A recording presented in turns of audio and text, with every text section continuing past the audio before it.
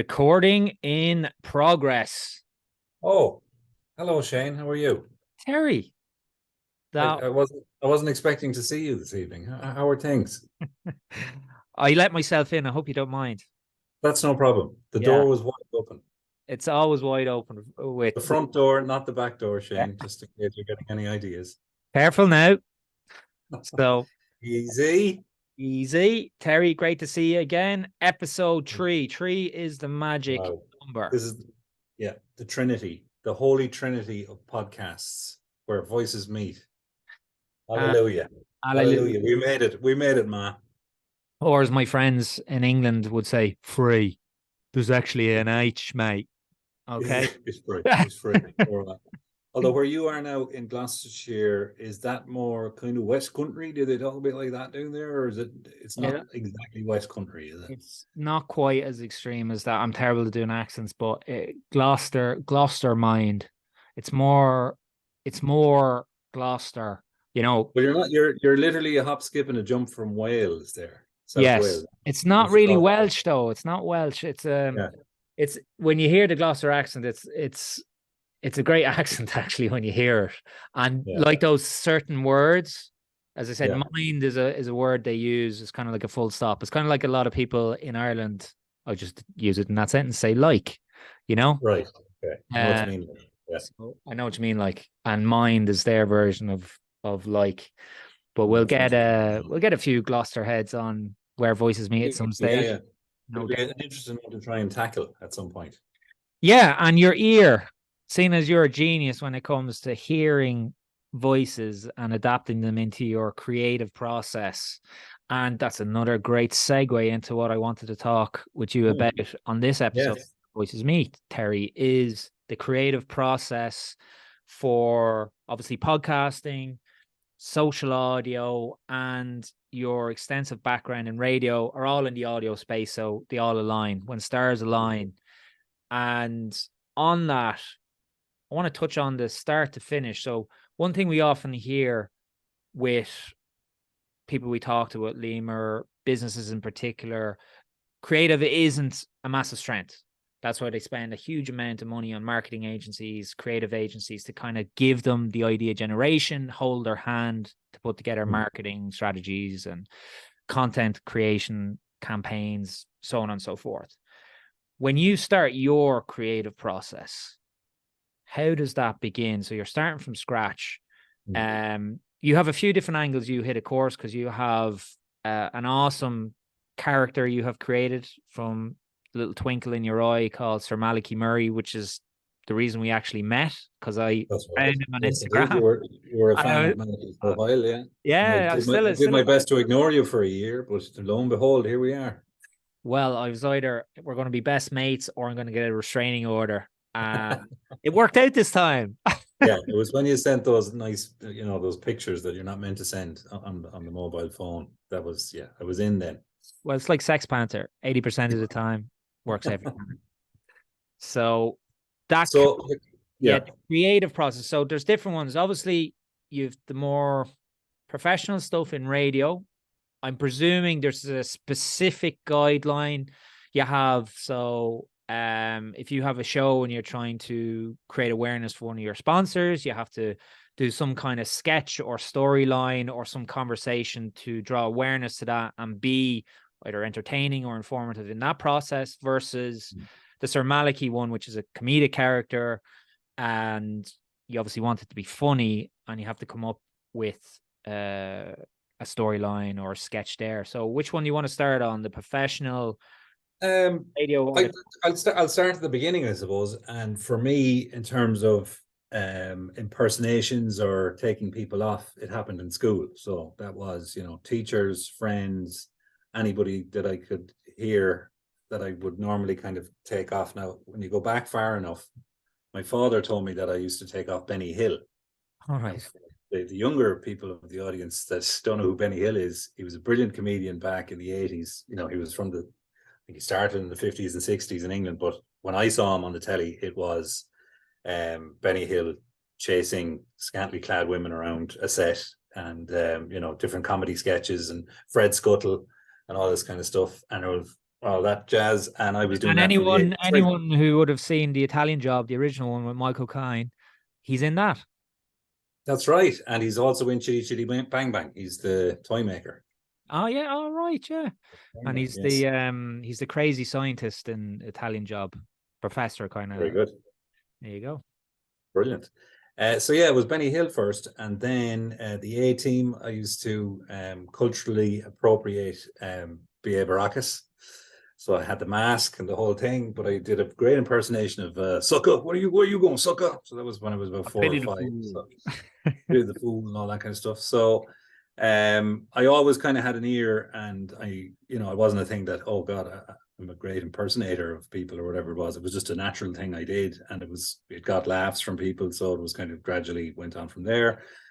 And then secondary school, I was doing it kind of messing as well. And in '97, I was chosen to present a show for teenagers called Teen Talk with other presenters who in Midlands 103 who were similar age to me. They were about 16 or 17 at the time. And we talked about, Shane, no less than all the various issues and, interesting topics that go on in teenagers' lives, like underage drinking, two-timing, prostitution came up at one point. Wow. Would you believe? For a teenager, this was like cutting edge stuff back in the day. Yeah, back in the day. We used to do it every Friday night. But like that, I suppose that was the first time I saw like the creative process happening between people. So before that, it would have been me doing my own thing, messing and all that kind of thing.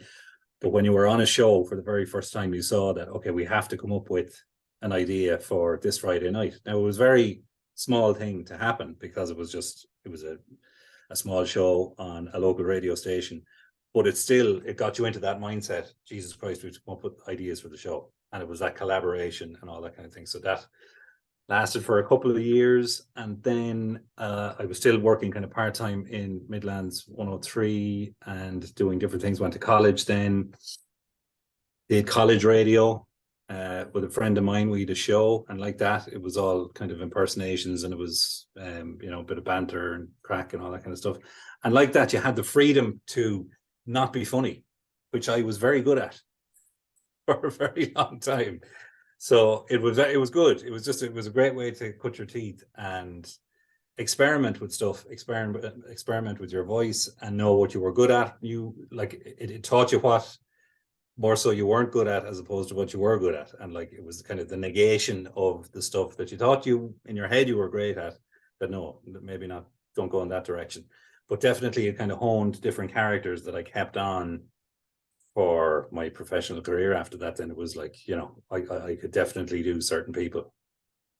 Deadly. And that Teen Talk, was that the seed of you getting into the industry, saying, yeah, this is what I want to do? It was funny the way it happened because it was transition year, and the transition year teacher that we had, I wanted to be an architect up to that point because I was handy enough with drawing and art and all that kind of stuff. And I thought, brilliant, I'd love to design buildings and all that. And architects make great money. And I thought, brilliant. So I did 2 weeks work experience in an architect's, and I went, no, it's not for me. It was, drawing lines, very meticulous stuff. And had a conversation with the architect, great man. And he told me at the end, he said, okay, when everybody else is out having a party in college, you're going to be in studying at the weekends for 6 years. Really think about it. So I didn't think much about it. I just thought that was that. So by the time the second 2 weeks work experience came around, I had nothing to go to. I didn't know what to do. Sorry to interrupt you. It could have been the Irish Albert Speer, is what you're telling us. There you go. Yeah. Could have had some weird looking buildings around this country. So for the second work experience for the 2 weeks, I had nothing to do. Went into the teacher literally the week before, and there was me and 2 other guys, and he just went, all right, Fahy, you're going to Midlands 103, and then the other boys went to other different places, and that was it. And it was just by pure luck that I went down. So it was something like, I always liked radio, I always liked television, I did a bit of amateur dramatics, all that type of stuff during school as well. So I was that way inclined, but I never thought of radio as, oh, you could have a career in radio type of thing. And it was literally just that decision that he made. Went in, did the 2 weeks work experience, had a great time down there. And then a lady who was a producer, she asked me to audition then at the end of the 2 weeks. Or it was this teen talk. So it just like literally the stars kind of aligned, and I got in for that audition. And that was it. So it was, highly embarrassing at the time, going on the radio and getting slagged off by your friends and other people in your classroom. Jealousy, that's all that was. Oh, completely. Yeah. Where are they now? But there was I think there was a promo. There was a promo that was pretty bad. It was at the very, but it went everywhere on the station because they were really pushing it. And there were people, I think the start of it was, all the different topics of kind of, sex, education, friendships, and then it was like, hi, I'm Terry. That's the end of it. And yeah, it was cringe-worthy stuff. Wow, that's incredible, Terry. As you say, how the stars aligned, and you weren't even going for it, and you had a natural talent. Maybe the teacher knew, listen, that Terry guy is a messer, but he is really good at voices. And yeah, maybe I'm overthinking that. Maybe, I should ask him again. I'll see him again, I'm sure, at some point. My parents taught in the same school, so he would have known me for a long time. Oh, okay, so he'd know. You'll see. And maybe he said, let him test this. And the fact that you were there, they obviously saw something as well. Say, listen, because they wouldn't have asked you to audition otherwise. That's it. And where it led to now. It was just one of those things. Yeah, exactly. And it's like, I think life is a bit like that. That kind of just stuff kind of happens. And if it's aligns with what you want to do, brilliant. And away you go, kind of thing, Yeah. And it's touching on something we're both big fans of. You mentioned the word promo. And you also mentioned how you got to cut your teeth on the mic and learn from your mistakes and make mistakes. And obviously reminds me of the professional wrestling promo. Yes. And the best guys on the mic, if you ever listen to the podcast, Stone Cold, Triple H, even the Rock doesn't do many podcasts, funnily enough. Which he's too big for podcasts. Too big for podcasts until he launches his own one, which he will eventually when the deal is big enough. But any of the wrestlers, you talk to them all, or I haven't got to talk to them, but you listen to them talk. The old school ones in particular, when the indie wrestling scene was still there, they all talk about exactly what you just said there. They had to learn how to speak on the mic in front of live crowds, night after night, week after week, month after month, and learn what worked and what didn't work. Cut their teeth, work out a character, work out a storyline. It is a process of negation. You don't come up with something straight away like that. And again, you're testing everything. You're constantly testing. It's like a science experiment. So you might think, oh, this is the best thing ever, and I'm going to put this together and put that out, and nothing, crickets. And then you'll do something that's just off the cuff that you haven't even thought about, and you'll put that out, and boom, it just takes off. So to this day, I have no idea what that magic formula is. The magic recipe is for the right formula of what is, what's going to take off and what's not going to take off. But all I know is that the more you throw the shit against the wall, something will stick. Well, I'm sure you do at the same time, Terry, have a good understanding of you definitely don't do that. And if you do this, there's a better chance of some shit sticking. There's no guarantee. But well, you learn, I suppose, as you go along. But at the same time, there is something, especially in this day and age with social media, I think it really does depend on the time you hit it, what people are talking about. There's a whole load of different factors that can give you a better chance of having a viral video or something comedically that's going to take off. And then something that I would myself prefer, in terms of something that is funnier than something that has taken off, that hasn't taken off, so it's kind of gold dust, really.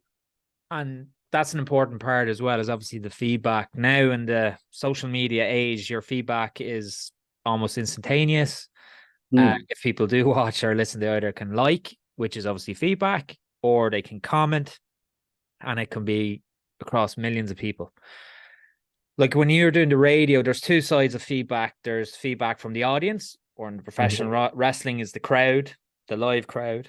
Yeah. Or there's the other aspect of it, which is the behind the scenes with your team and your creative mentors or people who have been there before you to kind of say, Terry, I see where you're going with that, but in my Yeah. experience, maybe you should try this. Is there anyone in particular that you can think of was kind of that mentor to you? And what kind of advice did they give you? Yeah, without mentioning names, there were definitely a few along the way.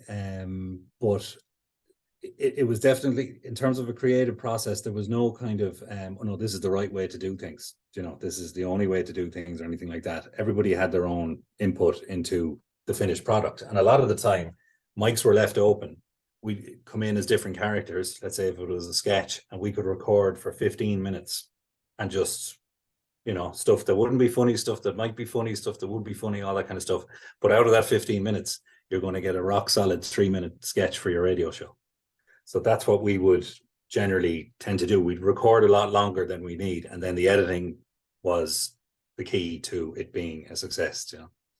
And was that when you were at the Teen Talk, or was that later on in your career? That was later on. Yeah. All right. Okay. So Yeah. But that no, would be, in terms of Teen Talk, you see, Teen Talk was more like a chat show. It was kind yeah. of teenagers calling in with their problems. One night, my uncle called in as somebody else, but because I was used to him putting on different accents over the years, ringing my house, I knew who it was straight away. Okay. Yeah. And this was the episode about two timing, and as in cheating partners and all that kind of stuff. And he started off the conversation by saying he was 39 years of age and he was going out with a 19-year-old, and he was buying her lots of things, and she was, he reckoned that she was doing the dirt behind his back and all that kind of stuff. And the father wasn't too impressed about him going out with the daughter and all this kind of thing.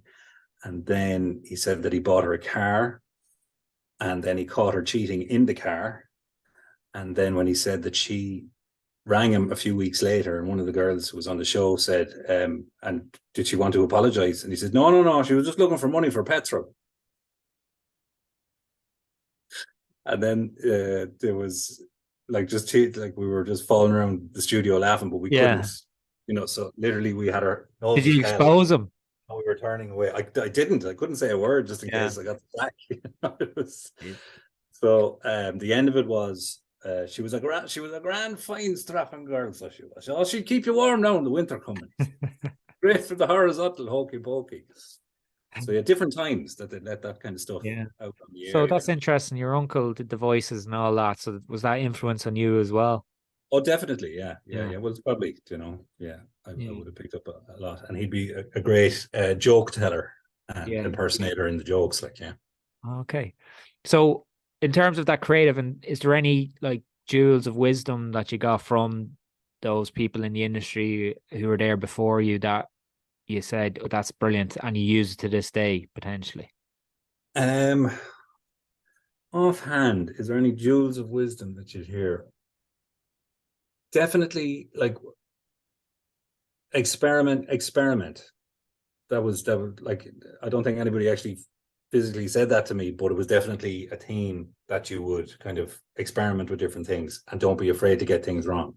And that's, in today's world, I think it's getting more, people are less inclined to take risks and to embrace that kind of fear factor of, oh Jesus, I'm going to make a fool of myself and it's going to go up in smoke and all that kind of thing.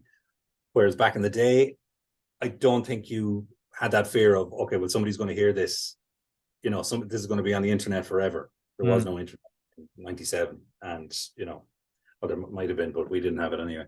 But again, it's just you are stepping out into the unknown no matter what creative endeavor you do. You are stepping into the new territory, especially if it's something that you're coming up with for the first time, or there are certain things that you will take from different people. And like, I was looking at Hulk Hogan, he was talking to, speaking of wrestling again, he was talking to Joe Rogan. Great episode. Great episode. But like, he talked about he said, all they were asking about all the different things and this, hand to the air, and he goes, "Oh yeah, that was such and such a wrestler." Like I stole that. stole that. And then like when he would put in the sleeper hold, and he'd put the hand at 1, 2, and then the third one was, yeah, the hand up, and he'd get up yeah. and he'd start doing all this. That was Dusty Rhodes. So there was all these brilliant wrestlers before him, and he just went, "Yeah, I'll take that bit." There was Billy Graham, superstar Billy Graham. Yeah. He took that look. I think the whole Billy Graham look, he was more or less copied. But again, he knew, like, he took all these different ideas, but uniquely made it his own. So there's all these. I don't necessarily see that wouldn't be seen as, to me anyway, it's not exactly stealing, it's borrowing and using it in a different. Well, that's I think in a different kind of context. It doesn't matter what industry you're in. It's just very clear and creative industry. Everyone is inspired by someone. They're inspired to, like with Michael Jordan, you had Kobe Bryant, God rest him, was inspired by Michael Jordan and wanted to be the next big thing. Like when I was up and coming rugby player, I was inspired by Shane Horgan, who was my local club, and kind of styled my game on him. Or comedians coming up with often, start off sounding very similar to their favorite comedians and then evolve into their own type of person. And the Hulk Hogan example is an awesome example there.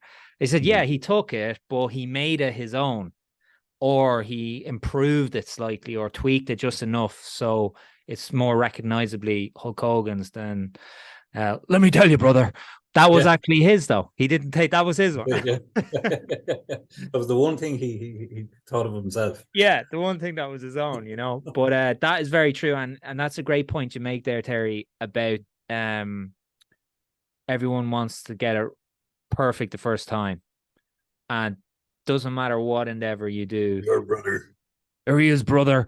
You need to start working. The Hulkster. 1989, brother. That's when I got this guy. He's missing a few fingers. He has that finger. See that finger there? Finger That's up. the only one that's left. Yeah. Well played with. Funnily enough, yeah. What you gonna do? Yes. So, but like when he was on the A team, I mean, B.A. Baracus, Mr. T was my hero for the first, few years of my life. I was really kind of had the duvet, the curtains, the A team van, the whole thing. But then I first saw Hulk Hogan on the A team. No way. Yeah. And it was from that's when I got into wrestling. So it was like, it's the collaboration as well, Well, that's it, the collaboration. They actually showed a clip of that on the Joe Rogan episode, which was pretty cool. That's it, with terrible acting. Yeah, the terrible acting. But I'm a bit like Rogan. I have the box sets of the A team, and anytime I need a bit of comfort viewing, I'll definitely just throw it on. It's like going back into the crib, like, What a show. What a show. Yeah, no, like, yeah, so that the thing about it's never going to be perfect first time ever. Your first time playing tennis, playing golf, swimming. And this is something we talk about with podcasting all the time. And it's the same. It's crazy. The amount of people go out and expect to be unbelievable on their first episode. And they're nearly disappointed when it doesn't turn out the way they envisioned in their own head, and they drop off. And just like the analogy we used on the last episode about someone starting in the gym, you don't get a six-pack in a week. You don't become an unbelievable podcaster in a week either. It's the consistency, it's the experimentation, it's using the inspiration of other people that you've listened to, that will help you evolve. And like the wrestlers as well, evolve over time, learning from your mistakes and getting feedback either from the audience, which when you're small, you're not going to get a huge amount of feedback, but asking people, your friends, your family, say, listen, do you mind giving that a listen and let me know what you think? And going from there. So that's really, and then there's another one. We talk about Joe Rogan. You often hear him talk about it a lot, is comedians. Same thing, open mic night. I was thinking of Emma Doran there. She gave me great advice. I supported one of her shows that she did in Nace. She was very kind to let me do a 10-minute slot before her. Whoop, whoop. She was not like, look, she's a brilliant comedian. She's brilliant online comedy. And it's like, you have to get to a level of, okay, well, I'm just going to keep doing this. That's where, you're going to start off shit, no matter what level you think you're on. You're going to not be good. And then it's like getting on the bike again. And it really is that thing. Now, it's getting on the bike again in front of a room of 30 people that mightn't laugh at anything you say, which is terrifying still. But, you know, that's what it is. And it's, you know, and people will say, okay, what's the ratio of talent to effort? And, you know, the more and more I see it, I can see people improving. I can see, I know people that are, you know, top of the industry now in the radio game, and you could see them at the start and they were rubbish, but they've stuck at it and they are, you know, they're very good at what they do now. And that's it. It's the consistency and the work ethic, the ability to take risk, you know, that risk part of rejection. Well, that's it, you know, rejection big time. And a big part of that risk is, you know, the fear of failure and fear of rejection, which is for a lot of people, that's why they don't chase their dreams. They don't chase the thing they want to do, because that is a big hurdle for a lot of people to get over. And as I said, the consistent, but if you do things over and over and over and over again, you get better. And like a lot of, you know, look again, the sports analogy, you look at guys, they mightn't have had the best natural talent, but they worked harder than anyone else and became some of the greatest players ever. And it's the same. I heard that said about Michael Jordan as well, that he wasn't like he was lucky to get out of the drafts, was he? Oh yeah, sure. To see that video, to get into college, yeah, like there's a brilliant video. It's a promo. I don't know if it's a Nike promo or whatever for, and basically it's Michael Jordan just talking about how many misses he made, how many games he lost, how many times he made mistakes over and over, but he kept going, kept practicing, and he wouldn't stop a training session without getting 100 3-pointers. Yeah. So he would shoot the hoops, and he wouldn't leave the court until he got 100 of them. Every time he went out to train. Unbelievable. Unreal. And that's the same, and that's anything in life, but it's what we're talking about here with the creative process and podcasting, obviously, and social audio is sticking with it. And that's something we always talk about. And that's actually an amazing part. That's one part I really, really enjoy working with yourself or with some of our customers or the companies or individuals we're talking with, is that creative process, right? Who are you? What do you do? What do you want to achieve? What do you like? What are your strengths? What are your weaknesses? You know, who's in your network? Who can you talk to? All these questions lead to great answers, and it sparks a light. Everyone has a creative spark in them. Just most people never tap into it, or don't have a need or a reason to. That's it, and they don't allow themselves even. They don't allow it. There's a book I'm reading now. It's called I'm halfway through it now. It's very good. Stephen Pressfield, The War of Art. And he talks, the whole book is just basically resistance and the fight that goes on in your own head and the reasons you give yourself not to do that thing you've always wanted to do. And it constantly, it's very easy to read. It's just lessons he's learned over the years. He's written, you know, countless books. He's an accomplished author, but he talks about it in terms of writing, but he spreads it right across any artistic endeavor or creative endeavor. And he talked about Henry Fonda. So the brilliant actor Henry Fonda, Jane Fonda's father, he would throw up before every performance right up to the age of 75. So he had this absolute fear of going out on stage, and he's one of the legendary actors of all time. But right to the end, he had that every time, and it was a battle. And it's like he compares it to a warrior picking up the sword for another battle every time you go out. Now, some people can handle it better than others, obviously.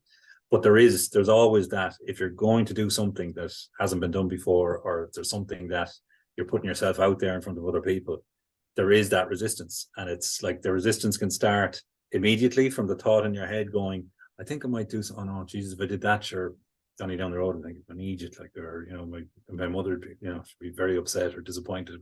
That kind of stuff, you know. So it's a very good book. Anyway, The War of Art, if anybody wants to get that.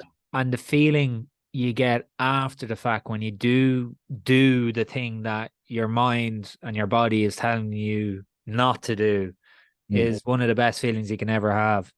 And you know, I had that recently enough last weekend. I'd been training as much as I wanted to, and even my big shout out to Darren Daviduke, a good friend of mine here in Gloucester, played rugby with him in Gloucester. Does a lot of training. He's a personal trainer, and we were going to do jiu-jitsu. I haven't done jiu-jitsu. Excuse me. Haven't done jiu-jitsu in almost 7 years, 6 years or so since I did the Wim to Warrior. 7 years. Amazing. I love it, love it. And he recently started here in Gloucester, and we were going to do it on the Saturday with a few of the guys. And he says, "Oh, actually, we're going to go for a swim in the river. We'll do a light session into the swim." And I was like, "Oh, cold water." Swim in the river before the session, is it? Yeah, after we weren't going to do jiu-jitsu, we were just going to do a bit of it was a brilliant hammers. They're kind of like, you'd see the Iron Sheik, do you know those things he'd use to twist the Indian hammers. So he does that. That was class, and he has ones that are like maces, so they're it's class. And it's literally a lot of the movements are like, Viking hammer swings or from medieval times and all that kind of. So it's brilliant full body training. But anyway, that was cool to get to do that. But then there's the kind of like, I have to get into a cold river. What's it going to be like? And that just small resistance. Think of your Wim Hof breathing. With the Wim Hof, exactly. And you're like, I don't really want to do this. It's like, will I do it? And it's not a big thing, but it's just that little bit of resistance. And then I was like, fuck it, I'm going. And I was like, right, Duke, I'm going. I'm in first. They're the best two words that were ever invented. Fuck it. Because anytime I've ever said fuck it in my life, I generally don't tend to regret it. Yeah. So and unless there's drink on board. Oh, then it's even better. But it was, Terry, and it was like I get in, and it was it was amazing. First time I've ever swam in a river, I think, like in that way. Beautiful little location just outside Tewkesbury, which the famous Battle of Tewkesbury, you may have heard of that for any historians. Beautiful not wooden stone cut bridge, and it was actually at the edge quite shallow, and you could put your feet in the sun, and the soil was really warm, so it was interesting because it was the sun and stuff, but felt great. And then after that, and meeting new lads, it's a new environment, new people I hadn't met before as well. So there's obviously a little bit of, I don't mind meeting new people, but anytime you go into a new environment, you're kind of like, what are they going to be like and all this kind of stuff. Yeah. So it was great. And just the feeling you had after something as simple of getting in the river when you get out, there's a little rush you get, and that goes with anything. And then the same, we actually did do the jiu-jitsu the following day. Incredible. Hadn't done it. I actually did a quick cast. I've been very bold in terms of the amount of content I've been sharing on Limor because I've been very busy, as you know, for the last 6 weeks or so. So that again, consistency, keep on it, pull the trigger this evening. And I did a cast on just 5 minutes, just talking about the jiu-jitsu and how I felt after that, which was difficult because I was a little bit nervous as well because I hadn't done it in 70, and these guys are training the last year or so, and you're going in, and felt great after that as well. So that little bit of resistance, that fear in the creative process, it's exactly the same. And actually, now that you've said that, I think I'll do a cast on the War of Art, because it is that kind of one of those books that people, I think, will get a lot out of. I'm definitely getting that. And like, I'm one of these kooks who believe in, synchrodestiny and synchronicities and all that kind of stuff coming together at the right time and all that. And if somebody just happens to be listening to this podcast, I'm sure there is somebody out there who could benefit from reading a book like The War of Art. Stephen Pressfield. I'll do a cast on that as well. Awesome. I look forward to hearing and commenting in the voice comments on that. On the Limor. Download Limor. Check it out in the App Store or Google Play Store. That's why we're here. Not to talk about me, to talk about Limor. Bye. So Limor stands for It works. Is more, where voices meet. So actually, and we've you don't even know this, Terry, because we didn't get to talk about it. So big shout out to Warren Kavanagh, who you know as well, part of the Limor team, who is Warren. CTO. He's an absolute legend when it comes to technology and a huge part of our organization on the tech front. Amazing guy. So legend when it comes to partying as well. Oh yeah, some guy. The fuck it and the alcohol mix there. So but I was on with Warren this morning, but what we're actually putting together currently, and it's first time publicly speaking it, is we're prepping a new Limor Enterprise Affiliates program. Okay. So the demand, as you know, Limor Enterprise is mainly focused for the higher tier companies, higher marketing budget side of stuff. A lot of the companies people we engage with, a lot of them are actually the smaller startups, smaller marketing budget, and they've been very keen to get involved. That offering slightly out of their reach, so we've developed, put together new packages that more in reach for their startup, early stage businesses, people with a smaller marketing budget, etc. That is very exciting. Again, it's a great opportunity for me to work with them, you yourself, Warren, all that, the whole team. And the affiliate side of it as well will be working with people, anyone who wants to get involved, who's already involved in podcasting, who wants to become a Limor affiliate, so they can help obviously push the Limor Enterprise product and earn in the process themselves, and obviously use it too. So we're really excited about that. We're going to be pushing that fairly soon, and just wanted to put that out there too. We can talk about it in more detail off the line. So very excited about that. Very excited. I said the feedback we've got from the initial piece of people we were just talking about, a few of the customers, is it something they'd be interested in? They go, most definitely. So something we will expand on in the future. So before we wrap up, I just want to touch briefly on the voice side of things. One thing you do is the voice acting, the voiceover side of it. And yeah, had a post you put up, voicebank.ie. That's right. Yes. You work with an ages, Deborah Pierce. If you want to talk about that a little bit, give her a shout out in her company. Yeah, the lovely Deborah Pierce is leaving us in Voicebank. She is going to be the casting director of the Abbey Theatre. So that's a pretty big gig. Deborah has been my agent for 15 years. 2008 was when I joined Voicebank, but she's been brilliant for me in terms of even anytime, you know, I needed a bit of advice or career-wise, or very motherly presence. And she was just an absolute star. She's moving on. I called into her with the kids the last day, and we said our goodbyes. No, we didn't say our goodbyes. We said our farewells for now, but I'm sure I'll meet her down the line, especially when I'm auditioning for the Abbey. Deborah. Yeah. Hint, hint, wink, wink. Yeah. I'm a great actor. Well, when your stand-up comedy routine needs a place to hold some of its events, you know. That's it. Yeah, just cancel that play. And, you know, put me up there. Yeah. One-man show, Sir Malachi Murray's one-man show. And no, that's great. So big shout out, Deborah, Voicebank, awesome company. As you said, you work with them, and the kind of work you do there is, you know, you get voiceover work for big companies in Ireland. You know, companies, TV, radio, corporate, all that kind of stuff. And they're a great support to actors in general, I think, in Ireland, people that are on their books, financially and otherwise. And I think when they started 10 years before I joined, so I think in around 1998, but they really did break the mold, because before that it was kind of a closed shop who got the voiceovers, and there was the same voiceovers getting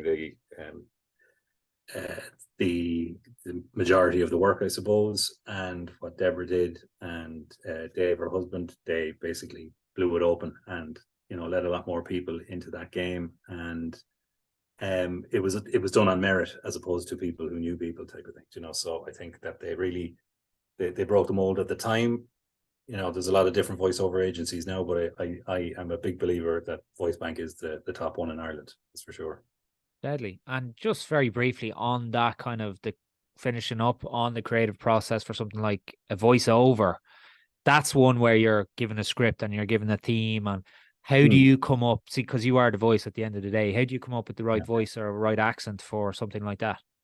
It depends. Now, in terms of accents, it's very, you know, there's a very small amount of the work, let's say percentage wise is 10%, that you might have to do an accent for a cartoon character or a character that's on an ad or whatever. The majority of it would be a straight read, and they're looking for your voice, or they're looking for, you know, there can be different inflections with your voice. They can be nice and deep and soft and melting like butter. I'm thinking of Liam Cunningham. He did Butter he did the butter ads there a few years ago, and he was over. It's leaking off the top of your bread onto your plate. It's butter. And I only finished watching him there on Game of Thrones, doing the Newcastle action. All right. Yeah, very good. And who else? What's the name? Oh, forgive me. You played Littlefinger, another Irish actor. Oh, Was in Queer as Folk. Aidan Gillen. Aidan Gillen. His Yes. accent's very distinctive from Game of Thrones. Yes, of course. He would talk like that, sassy. I didn't know whether he was doing Charlie Haughey at times. That kind of a. That's a good question. That's a Brilliant good actor. one. Brilliant Yeah, actor. yeah. And actually, speaking of Charlie, I did some of there's some of the voices on Charlie. So you actually get post-production work as well as the voiceover. So when you see stuff on the screen, so let's say Charlie Haughey in that, he picked up the phone and he was on to his French suitor, tailor, basically. Yeah. And I was the French tailor, basically calling him from France, saying, Votre Excellence, ton chemise est frère. Brilliant. But that was it. So there was all that layered stuff. And then I was doing I did kind of Noel Brown, different people talking in the Dáil in the background. You could Where was that played? It's Charlie.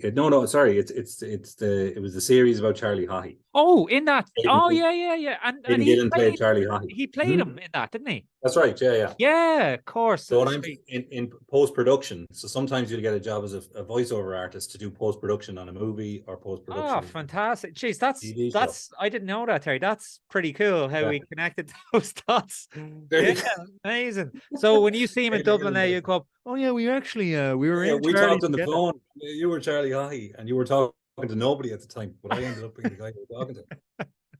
And actually, the magic of TV. Yeah. It's the creative process and post-production. I actually saw him. I did Eamon Dunphy as well. Eamon Dunphy didn't make the cut though. It was like 90, it was like the Italian 90. And he was on in the background on the thing, but I think they just used the general commentator. But there was the awful thing I think that happens is that there are actors that have acted out a part. Now I won't name the actor, I won't name the part that was being played in Charlie. But there were a couple of characters there that they went, okay, we need a different voice for this guy. Oh, wow. Now he'd only say 2 or 3 lines, but then there's my voice going in over him talking, that kind of thing. So like that actor is sitting down to watch the thing he's done, and he's going, that's not my voice. So it's a bit like Arnold Schwarzenegger in Young Hercules, where they dubbed over his iconic voice, which actually made him stand out, and they should have taken a risk, you know? There you go. Yeah. Yeah, wow. And just to make that point, I actually saw him last time I was in Dublin, not Arnie, Aidan, isn't it? Aidan Gillen, walking. And you know when you see a celebrity or a movie star, you're like, oh, fuck, there he is, you know. Do I go over? Do I say hello? But I didn't. I just decided not to. You know, just followed him around for. I just looked at him. You know, yeah. He just kept. That circles back to how we met. That's unreal. Yeah, there you go. The stars aligned again. But I think on that note, on stalking celebrities, that creative process, I think that was a really good conversation. I really enjoyed that one, Terry. And brilliant. As always, if there's anyone listening to this and they'd like to talk to myself or Terry about anything that we spoke to in this podcast about, obviously, creative process, podcast creation, social audio, even radio, anything at all, please do download Limor, set up a profile, and say hello in the voice comments, or even give us that feedback we're talking about. It's the only way we can learn as a business, as creatives ourselves, to get the feedback from you guys of how we're doing, or if you'd like us to talk about something else in the future. So as we'll have to do a wrestling special. I think we both have a love for wrestling. So big time, because as you said, it ties in so well with the creative process with audio on the stick, as they call it in wrestling. And Hulk Hogan's doing the rounds of podcasts at the moment. You never know. Yeah.